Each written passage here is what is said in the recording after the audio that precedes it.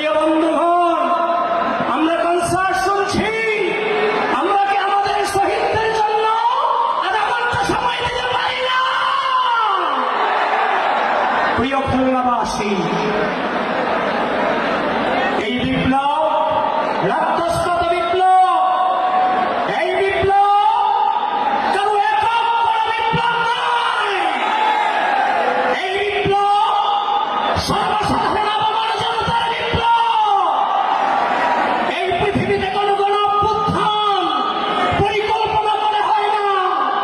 এই পৃথিবীতে যত গণ অভ্যুত্থান হয়েছে, সকল গণ অভ্যুত্থান ইনফ্লুয়েন্স তথা প্রভাবিত করণের মধ্য দিয়ে হয়েছে।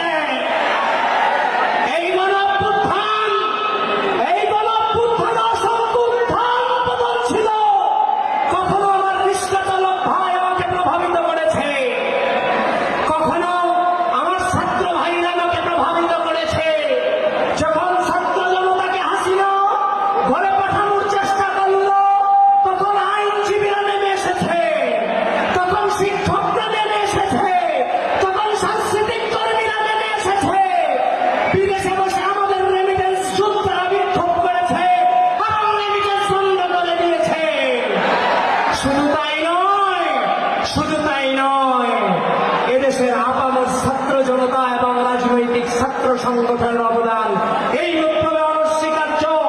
এজন্য আমি বলে থাকি, এই বিপ্লব সামগ্রিক বিপ্লব, এই বিপ্লব বাংলাদেশের বিপ্লব, এই বিপ্লব কারো একার সম্পত্তি নয়।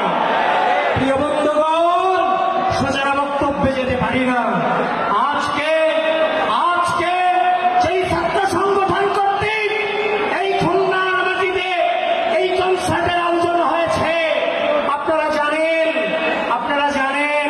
90-এর গণ অভ্যুত্থানের নায়ক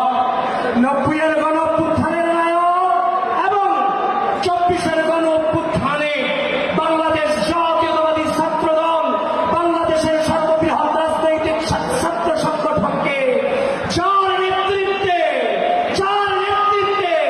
এই ছাত্র সংগঠনের প্রত্যেকটা নেতাকর্মী জীবন দিয়ে বিপ্লবকে সফল করেছে এবং 150-এর অধিক নেতাকর্মী জীবন বিলিয়ে দিয়েছে। আপনাদের নেতা, খুলনার মাটি মানুষের নেতা জনাব আলহাজ রকিবুল ইসলাম বকুল। প্রিয় বন্ধুগণ, আমি তো সোজা বক্তব্যে যেতে পারি না।